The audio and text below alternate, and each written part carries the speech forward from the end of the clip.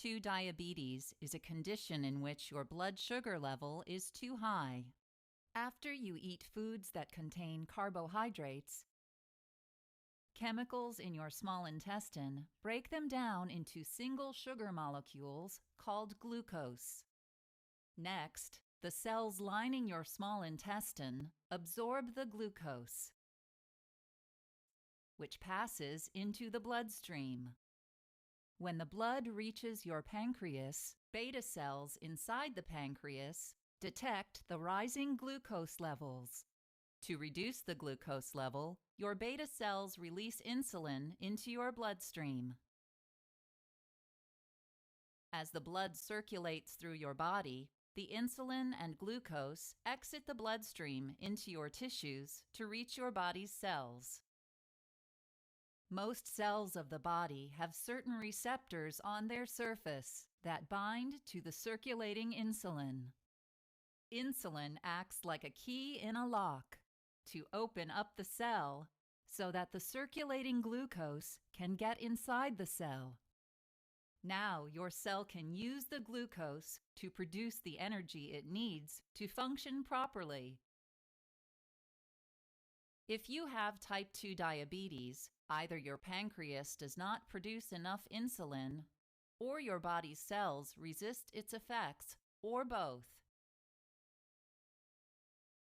If you have insulin resistance, your insulin cannot unlock the cells to let glucose in because the locks, called receptors, are abnormal or missing. As a result, glucose is locked out of your cells.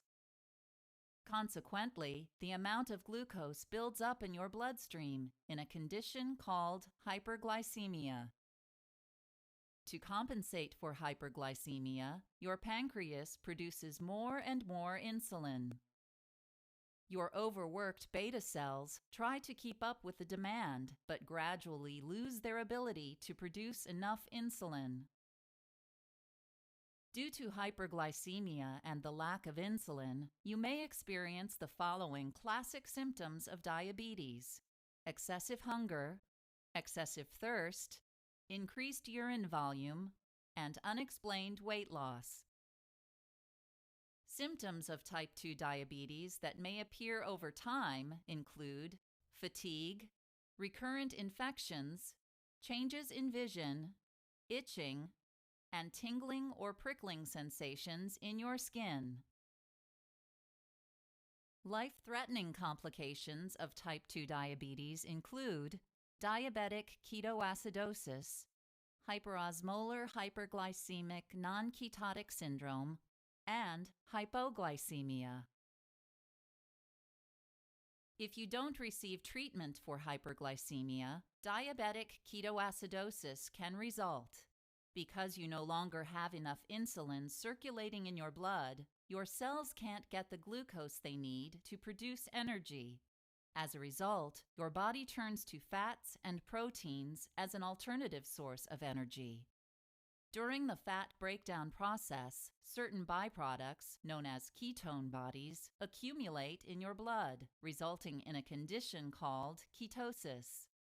If ketones build up to dangerously high levels in your bloodstream, you may develop diabetic ketoacidosis, or DKA, which can lead to coma and death. Another complication resulting from failure to treat hyperglycemia is called hyperosmolar hyperglycemic non-ketotic syndrome, or HHNS. As the insulin deficiency continues, your blood glucose level increases. In response, your kidneys filter excess glucose out of the blood into urine, along with large amounts of water. Unless you consume large amounts of water, your kidneys cannot keep up with the demand of removing the glucose from your bloodstream and diluting it sufficiently in urine. As a result, your blood becomes much more concentrated than normal, a condition called hyperosmolarity. Hyperosmolarity pulls water out of your body tissues into your bloodstream, causing severe dehydration, which may lead to hyperosmolar hyperglycemic non-ketotic syndrome. Neurological symptoms, such as seizures and coma, can occur. If you take an excessive dose of diabetic medication, you may experience an acute complication called hypoglycemia or insulin shock. Excessive insulin or oral hypoglycemic medication causes too much glucose to go into cells, leaving an insufficient amount in your bloodstream. Certain organs, such as the brain, need a constant energy supply to function properly. Because the brain's primary source of energy is glucose, it is the first organ affected by lower glucose levels. When your brain cells, called neurons, are starved for glucose, they start to malfunction, causing symptoms such as nervousness, shakiness, and confusion. If your glucose level continues to drop, the electrical activity of your neurons diminishes significantly, resulting in seizures or diabetic coma. Over time, chronic, poorly controlled type 2 diabetes can cause degenerative tissue damage, resulting in long-term complications such as atherosclerosis, blindness, neuropathy, and renal failure. To avoid the complications of type 2 diabetes, you can take steps to keep your glucose level within a normal range, using a combination of blood glucose monitoring, a healthy diet, regular exercise, and medications as necessary. You will need to check the level of glucose in your blood frequently with a glucometer. To do this, you will prick your finger with a small needle called a lancet and place a drop of blood on the strip attached to the glucometer. Based on your blood glucose level, you may need to adjust your meals, physical activity, or medication dose. Eating a healthy diet will help to lower your glucose level when you eat a diet rich in fruits, vegetables, and whole grains, have meals and snacks about the same time every day, consume the right balance of carbohydrates, proteins, and fats, and minimize your intake of high-sugar foods. Getting regular exercise, even just 30 minutes a day, will lower your blood glucose level, decrease insulin resistance, and may lead to weight loss. You may need to take one or more diabetic medications to help lower blood glucose. Some of these medications increase insulin production in your pancreas.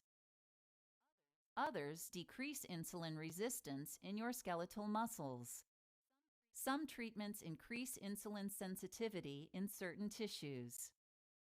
Others promote a slight decrease in absorption of glucose in your digestive system.